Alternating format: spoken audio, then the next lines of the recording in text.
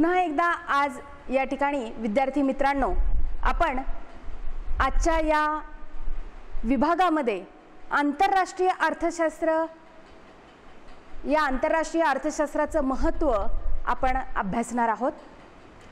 कालच्या तासाला आपण आंतरराष्ट्रीय अर्थशास्त्र म्हणजे काय, त्याचा अर्थ, त्याच्या व्याख्या, त्याचं स्वरूप, व्याप्ती ही कुठपर्यंत मर्यादित आहे याचा अभ्यास आपण केला। आजच्या तासाला आपण या ठिकाणी आंतरराष्ट्रीय अर्थशास्त्राचं महत्त्व काय आहे हे आपण अभ्यासणार आहोत। अनेक कारणांनी आंतरराष्ट्रीय अर्थशास्त्र जे आहे या अर्थशास्त्राच्या अभ्यासाला महत्त्व जे आहे ते महत्त्व प्राप्त झालेले आहे। त्यातला पहिला मुद्दा म्हणजे लोकांच्या दृष्टिकोनाची व्याप्ती जी आहे ती दृष्टिकोनाची व्याप्ती या ठिकाणी वाढते।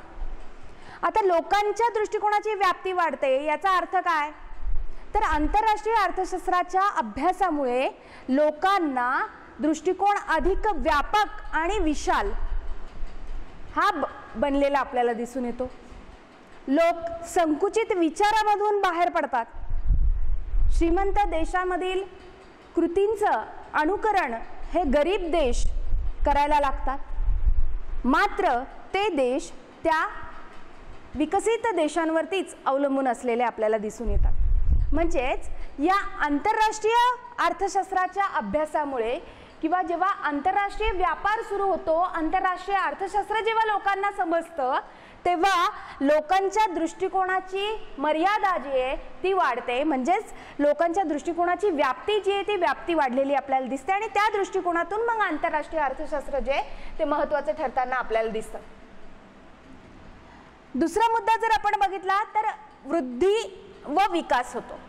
मुलांनो, मी कालच तुम्हाला सांगितलं की वृद्धी आणि विकास यामध्ये थोडासा फरक आहे। वृद्धी कशाला म्हणायचं आणि विकास कशाला म्हणायचं हे आपण काल अभ्यासलंय, तरी पुन्हा एकदा मी तुम्हाला सांगते की वृद्धी म्हणजे काय, की ज्या देशांचा आधीच विकास झालेला आहे तो विकास टिकवून ठेवणं त्याला आपण काय म्हणतो, आर्थिक वृद्धी असं म्हणतो। म्हणजे आर्थिक वृद्धीचा अर्थ की दरडोई उत्पन्न जे असेल, राष्ट्रीय उत्पन्न जे असेल ते उत्पन्न त्या ठिकाणी वाढवायचं आहे, जेवढं आहे तेवढं टिकवून ठेवायचं आहे आणि वेगवेगळ्या ध्येय धोरणांचा आधार घेऊन अजून आपल्या देशाचा विकास हा कसा होईल या दृष्टिकोनातून प्रयत्न करायचा, त्याला आपण आर्थिक वृद्धी असं म्हणतो। मग विकास कशाला म्हणायचा आहे, की जे विकसनशील देश हे विकसित राष्ट्रांकडून त्यांचं अनुकरण करून या ठिकाणी आपल्या देशाच्या अर्थव्यवस्थेची ध्येय धोरणं ठरवतात आणि आपला देश विकसनशील मार्गावरती वाटचाल कसा करेल या दृष्टिकोनातून प्रयत्न करतात, त्याला आपण म्हणतो विकास। म्हणजे वृद्धी आणि विकास हा या दोन शब्दांमधला एक छोटासा फरक या ठिकाणी आपल्याला सांगता येतो। विकसनशील विकसित देशामध्ये या विकसनशील देशातील श्रम आणि भांडवलाची जी काही भूमिका आहे ही श्रम आणि भांडवलाची भूमिका महत्त्वाची ठरताना आपल्याला दिसते। तसंच विकसनशील देशामध्ये भांडवलाचा जो काही प्रवाह आहे हा भांडवलाचा प्रवाह विकसित देशांकडून मोठ्या प्रमाणामध्ये सुरू होताना आपल्याला दिसून येतो आणि त्यामुळे जे काही विकसनशील देश आहेत या विकसनशील देशांचा हा आर्थिक विकास जो आहे तो आर्थिक विकास वेगाने होतो आणि हा सगळा अभ्यास जो आहे तो आपण आंतरराष्ट्रीय अर्थशास्त्रामध्ये करत असतो आणि त्यामुळे त्या दृष्टिकोनातून आंतरराष्ट्रीय अर्थशास्त्राला महत्त्व प्राप्त झालेलं आहे। तिसरा मुद्दा जो आहे तो म्हणजे दृष्टिकोनाचा विकास।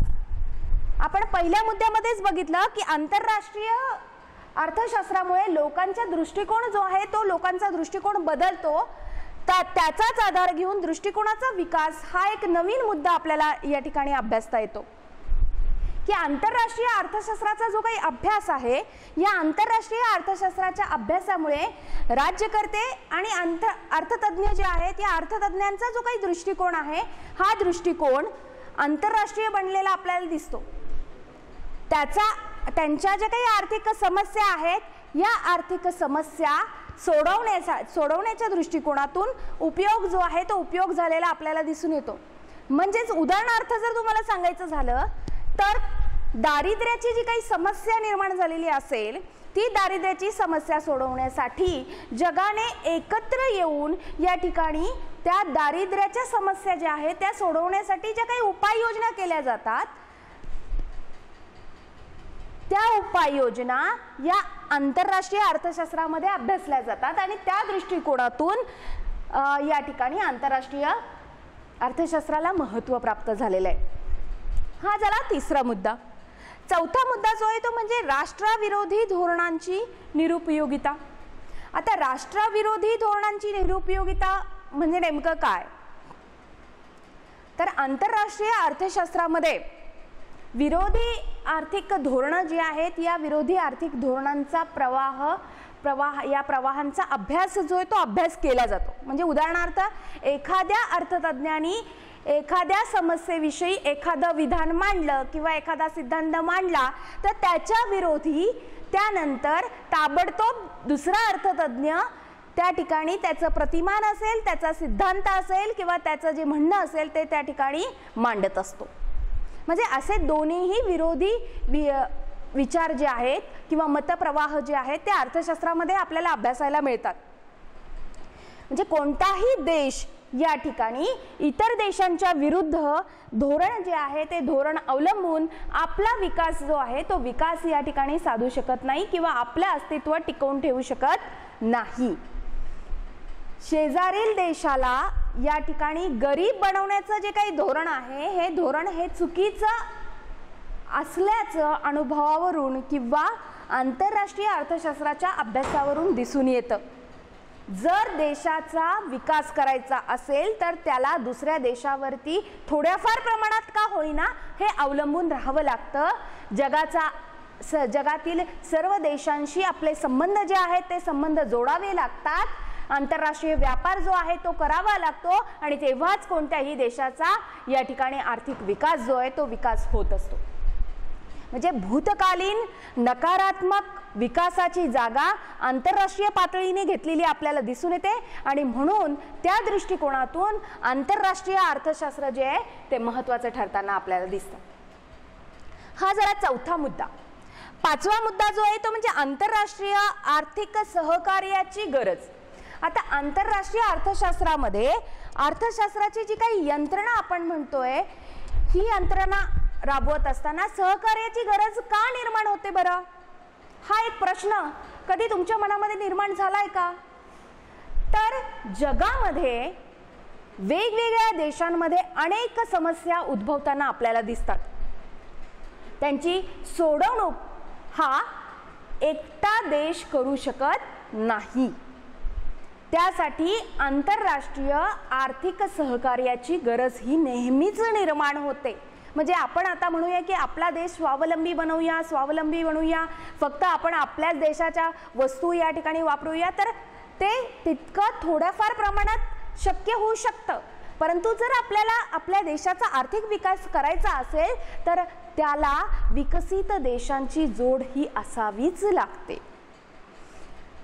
आंतरराष्ट्रीय सहकार्य जे आहे या आंतरराष्ट्रीय सहकार्याला अनेक देश या ठिकाणी तयार असतात. आंतरराष्ट्रीय अर्थशास्त्राच्या या अभ्यासामुळे सहकार्य वाढीस लागतं. आर्थिक कल्याणाच्या ज्या काही वेगवेगळ्या योजना आहेत त्या योजना आखल्या जातात आणि त्या योजना मग एकमेकांच्या देशामध्ये या ठिकाणी राबवल्या जातात. त्यातून आर्थिक विकासाची निर्मिती होताना आपल्याला दिसून येते आणि त्यामुळे आंतरराष्ट्रीय व्यापार जो आहे हा आंतरराष्ट्रीय व्यापार या ठिकाणी महत्त्वाचा ठरताना आपल्याला दिसतो. हा झाला पाचवा मुद्दा. सहावा मुद्दा जो आहे तो म्हणजे आंतरराष्ट्रीय अर्थशास्त्राची यंत्रणा जी आहे ही आंतरराष्ट्रीय अर्थशास्त्राची यंत्रणा देखील आपल्याला या ठिकाणी समजते. म्हणजे आपण असं म्हणू शकतो की आंतरराष्ट्रीय अर्थशास्त्र जे आहे या आंतरराष्ट्रीय अर्थशास्त्रामध्ये वित्तीय पद्धतीतील जो काही फरक आहे, वित्तीय पद्धत याचा अर्थ काय होतो की पैशाच्या संदर्भामधले जे जे काही बदल आहेत किंवा फरक आहेत ते फरक या ठिकाणी समजून येतात आणि ते समजून घेणं, त्याचबरोबर जागतिक जी काही युद्ध होतात त्या युद्धांचं बाह्य स्वरूप जे आहे ते बाह्य स्वरूप समजावून घेणं, मुक्त व्यापाराचे जागतिक व्यापारावरती होणारे जे काही परिणाम आहेत ते परिणाम देखील या ठिकाणी समजावून देणं आणि त्यासाठी मुक्त व्यापार धोरण जे आहे हे मुक्त व्यापार धोरण तसंच जागतिक शांतता यांचा अभ्यास जो आहे तो अभ्यास तितकाच महत्त्वाचा ठरताना आपल्याला दिसतो आणि त्यामुळे या आंतरराष्ट्रीय अर्थशास्त्राची यंत्रणा समजून घेणं गरजेचं आहे आणि ती यंत्रणा समजण्यासाठी आंतरराष्ट्रीय अर्थशास्त्र हे महत्त्वाचं ठरताना आपल्याला दिसतं. हा झाला 6वा मुद्दा. 7वा मुद्दा जर आपण बघितला तर तो आहे आर्थिक प्राधान्य साध्य करणं. आता मुलांनो, तुम्हाला प्रश्न पडला असेल की आर्थिक प्राधान्य साध्य करणं म्हणजे नेमकं काय करायचं? तर जागतिकीकरण आणि अवलंबित्वावरती विश्वास ठेवल्यामुळे काही दशकामध्ये जागतिक व्यापार जे आहे या जागतिक व्यापारामध्ये मोठी वाढ होत असताना आपल्याला दिसून येते.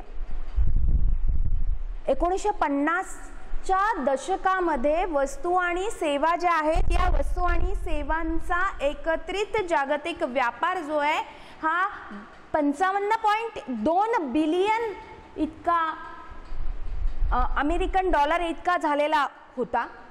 तो 2000 मध्ये या ठिकाणी 6551 बिलियन डॉलर इतकी त्याच्यामध्ये वाढ झालेली आपल्याला दिसते. म्हणजे या फक्त 2 कालावधींचा जर आपण विचार केला तर 50 वर्षामध्ये जागतिक व्यापारामध्ये 1020 पट वाढ झालेली आपल्याला दिसून येते. याचा अर्थ असा की हे जागतिक सरासरी वार्षिक वाढ झाल्याचे काय आहे? निर्देशक आहे. जागतिक व्यापार हा काही सुविधांमुळे या ठिकाणी प्रोत्साहित झालेला आपल्याला दिसतो आणि त्यामुळे जगामध्ये एकात्मतेकडे वाटचाल जी आहे ती वाटचाल सुरू झालेली आपल्याला दिसते. एकात्मतेकडे कल जो आहे तो कल वाढलेला आपल्याला दिसून येतो. तसंच असमान व्यापार जो आहे हा असमान व्यापार देखील या ठिकाणी वाढल्याचं आपल्याला दिसून येते. याच्या संदर्भामध्ये उदाहरण जर द्यायचं झालं तर आपण असं म्हणू शकतो की 5 विकसित देशांचा आपण अभ्यास केला आणि या 5 विकसित देशांचा जागतिक व्यापारामधला हिस्सा जो आहे तो हिस्सा 40.1% आहे असं आपण ग्राह्य धरलं. जागतिक व्यापारामध्ये भारताचा अल्प हिस्सा आहे. जागतिक पातळीवरती विकासाबाबत जर आपण विचार केला तर भारताचा विकसित आणि विकसनशीलपणा या ठिकाणी आपल्याला दिसून येतो आणि त्यामुळे त्यांच्यामध्ये संघर्ष जो आहे हा संघर्ष दिसून आलेला आपल्याला दिसतो आणि त्यामुळे आर्थिक प्राधान्य जर साध्य करायचं असेल तर या विकसित देश हे व्यापार कसे करतात यासाठी विकसनशील देशांना विकसित होण्यासाठी कोणत्या योजना राबवल्या गेल्या पाहिजेत, कोणकोणत्या देशांचा आधार घेतला पाहिजे, या सर्व गोष्टींचा अभ्यास जो आहे तो आंतरराष्ट्रीय अर्थशास्त्रामध्ये अभ्यासला जातो आणि त्यामुळे त्या दृष्टिकोनातून त्याला महत्त्व जे ते महत्त्व प्राप्त झालेलं आपल्याला दिसून येतं. हा झाला 7वा मुद्दा. 8वा मुद्दा जर आपण बघितला जागतिकीकरण, खाजगीकरण आणि उदारीकरण यांचे विचार. मुलांनो, आपण SYला असतानाच जागतिकीकरण, खाजगीकरण आणि उदारीकरण यालाच आपण खाऊजा धोरण असं शॉर्टकटमध्ये म्हणतो. या धोरणाचा जर विचार केला तर जागतिक 1991 मध्ये ही धोरणं राबवली गेली. कशासाठी राबवली गेली तर जागतिक व्यापाराची जी काही रचना आहे ही जागतिक व्यापाराची रचना त्याची दिशा या ठिकाणी समजते. त्याचबरोबर आंतरराष्ट्रीय जो काही व्यापार आपण म्हणतो हा आंतरराष्ट्रीय व्यापार, या व्यापारातील देणीघेणी जे आहे ते देणीघेणी समजतात. तसंच आर्थिक विकासामध्ये आंतरराष्ट्रीय व्यापाराचं जे काही महत्त्व आहे ते महत्त्व या ठिकाणी समजतं. परकीय चलन जे आहे हे परकीय चलन तसंच स्वतःच्या देशातील चलनाचं मूल्य जे आहे हे स्वतःच्या देशातील चलनाचं मूल्य देखील या ठिकाणी आपल्याला समजतं. व्यापार वाढीसाठी या ठिकाणी मार्गदर्शन जे आहे ते मार्गदर्शन या ठिकाणी आपल्याला मिळतं आणि त्या दृष्टिकोनातून आंतरराष्ट्रीय अर्थशास्त्र जे आहे ते महत्त्वाचं ठरतं. म्हणजे या ठिकाणी या 8 मुद्द्यांच्या आधारे आपण आंतरराष्ट्रीय अर्थशास्त्राचं महत्त्व जे आहे ते महत्त्व या ठिकाणी आपण अभ्यासलं. पुढच्या तासाला आपण आंतरराष्ट्रीय अर्थशास्त्राचं स्वरूप नेमकं काय आहे हे अभ्यासणार आहोत. धन्यवाद.